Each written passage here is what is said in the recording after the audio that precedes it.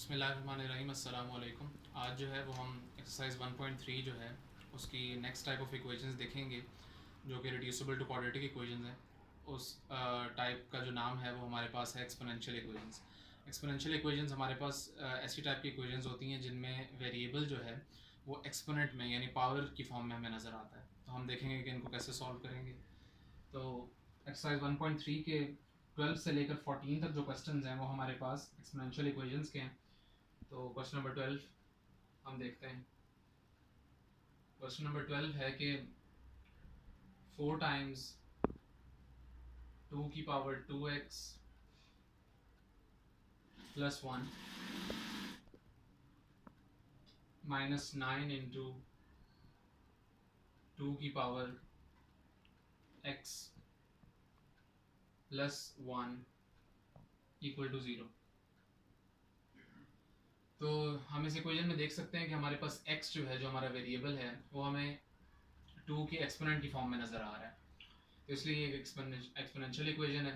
तो हम इसको कैसे सॉल्व कर सकते हैं? हम इसको यूं भी लिख सकते हैं 4 इंटू 2 की पावर 2x इंटू 2 की पावर 1। क्योंकि जाहिर बात है कि बेसिस अगर सेम हो तो पावर्स ऐड होती हैं, तो उसको हमने रिवर्स कर लिया कि पावर्स ऐड हुई नहीं थी तो बेसिस सेम रख के, बेस सेम रख के हमने उनको सेपरेट कर लिया। माइनस 9 इंटू 2 की power x plus 1 equal to 0। तो ये 4 लिखा हुआ है और ये 2 लिखा हुआ है, तो ये 8 हो जाएगा। 8 इंटू 2 की पावर 2x माइनस 9 इंटू 2 की power x plus 1 equal to 0। अब ये बेसिक हमारे पास फैक्टर है ऐसा जो कि हमें हमारे लिए प्रॉब्लम क्रिएट कर रहा है। इस इक्वेशन में हमें मुश्किल हो रही है सॉल्व करने में इसको। तो हम इसको सब्सटीट्यूट कर लेते हैं y से। इसको क्यों सब्सटीट्यूट करते हैं? क्योंकि इसका जब हम स्क्वायर लेंगे तो लॉ ऑफ पावर अप्लाई होगा, तो x और 2 मल्टीप्लाई होकर 2x जनरेट कर देंगे। तो अगर हम इसको y के इक्वल लेट कर लें तो इसकी value in terms of y हम फाइंड कर सकते हैं। तो हम इसी को सब्सटीट्यूट करेंगे y के equal. So let y equal to 2 की पावर x। सो यहाँ से जब हम स्क्वायरिंग बोथ साइड्स करेंगे तो y स्क्वायर इक्वल हो जाएगा 2 की पावर x का स्क्वायर।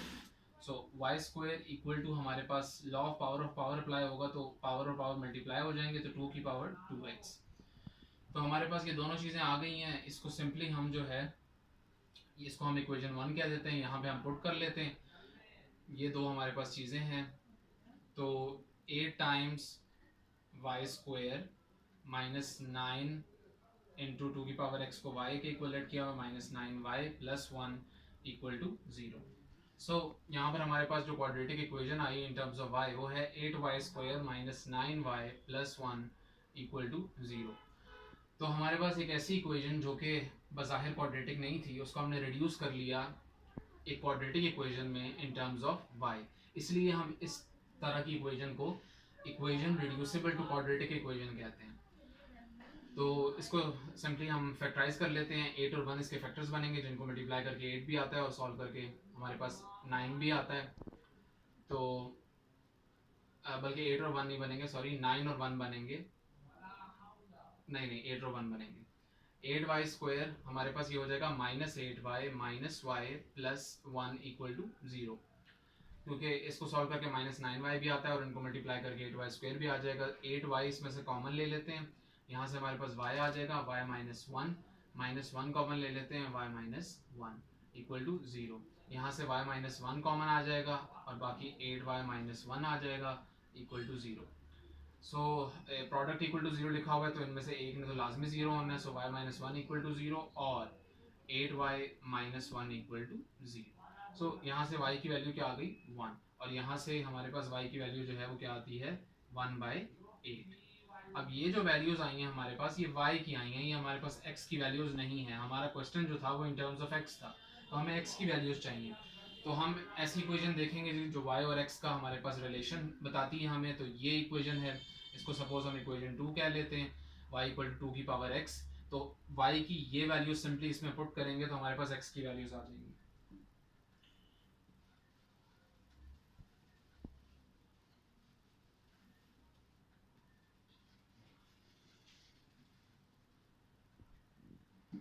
तो हम लिखते हैं यहाँ से 2 की पावर x जो है वो y के इक्वल है, सो 2 की पावर x हमारे पास 1 के इक्वल होगा।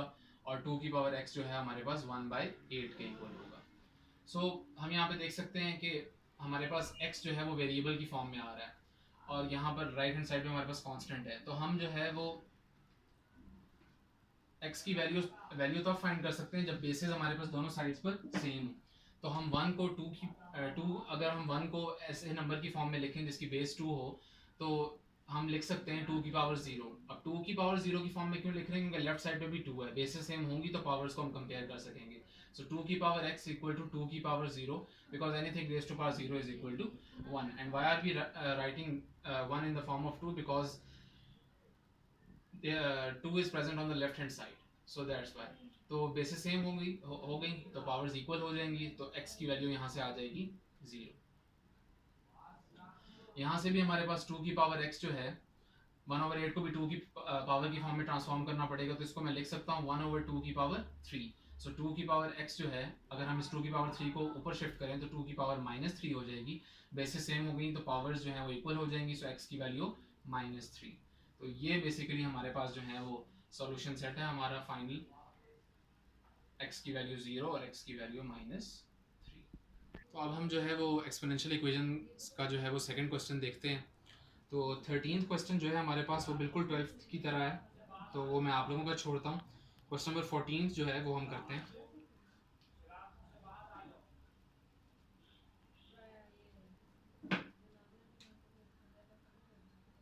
क्वेश्चन नंबर 14 में कहता है जी कि 2 की पावर x प्लस 64 टाइम्स 2 की पावर -x -20 इक्वल टू 0। ये अगेन हमारे पास एक एक्सपोनेंशियल इक्वेशन है, क्योंकि यहाँ पर भी x जो है वो पावर की फॉर्म में नज़र आ रहा है। तो इसमें जो है वो सिंप्लीफिकेशन एज सच जो है वो पॉसिबल नहीं है, क्योंकि यहाँ पर सिर्फ x लिखा हुआ है, x के साथ कोई हमारे पास कांस्टेंट ऐड या सब्ट्रैक्ट नहीं हो रहा जिसको हम सेपरेट कर लें। तो यहाँ पर सिंपली जो है वो डायरेक्ट सब्सटीट्यूट करना पड़ेगा। लेट y इक्वल टू 2 की पावर x, y जो है हमारे पास 2 की पावर x के इक्वल हम लेट कर लेते हैं। तो यहाँ से अगर हम ये चीज़ देखें तो इस सारी चीज़ को हम लिख सकते हैं 2 की पावर x प्लस 64, ये 2 की पावर -x जो हमारे पास मल्टीप्लाई की फॉर्म में लिखी हुई है प्रोडक्ट की फॉर्म में, इसको हम अगर डिनोमिनेटर में ले जाएं तो ये भी 2 की पावर जो है वो पॉजिटिव x हो जाएगी -20 इक्वल टू 0। अब यहाँ पर भी 2 की पावर x लिखा हुआ है, यहाँ पर भी 2 की पावर x लिखा हुआ है, दोनों को y से जो है वो सिंपली रिप्लेस कर देंगे। y plus 64 over y -20 equal to 0।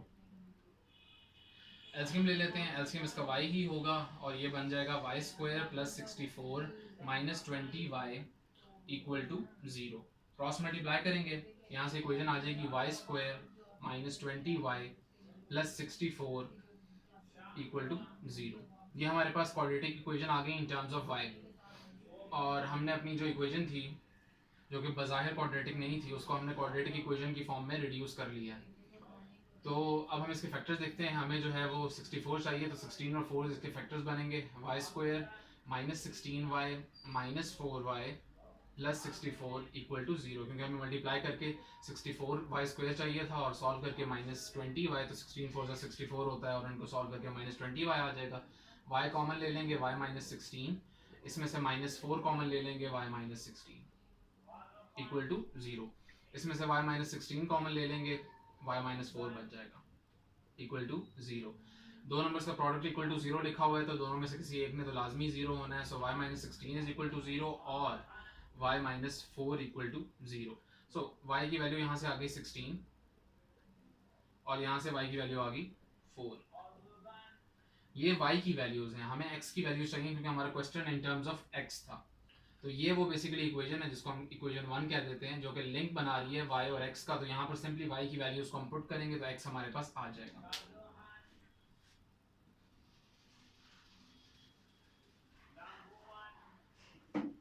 तो लिखते हैं y इज इक्वल टू 2 की पावर, बल्कि नहीं, y की वैल्यू पुट करनी थी, तो हम लिख सकते हैं 2 की पावर x इक्वल टू 16 और 2 की पावर x इक्वल टू 4। अब पिछले क्वेश्चन में भी मैंने ये चीज़ एक्सप्लेन की थी कि अगर हमारे पास जो वेरिएबल है वो पावर की फॉर्म में आ रहा है और अगर हम पावर्स को कंपेयर करना चाह रहे हैं यानी एक्स की वैल्यू फाइंड करना चाह रहे हैं तो बेसिस दोनों साइड्स पर इक्वल बनानी होंगी, तो 16 को इन टर्म्स ऑफ 2 लिखना पड़ेगा, यानी बेस 2 की फॉर्म में। सो 16 जो है वो 2 की पावर 4 होता है। सो यहाँ से बेसिस इक्वल हो गई तो पावर्स को कंपेयर किया जा सकता है, तो यहाँ से एक्स की वैल्यू आ गई 4। और यहाँ पर भी जो है वो हम यही काम करेंगे, 4 को 2 का स्क्वायर लिखा जा सकता है। सो एक्स की वैल्यू यहाँ से आ गई 2।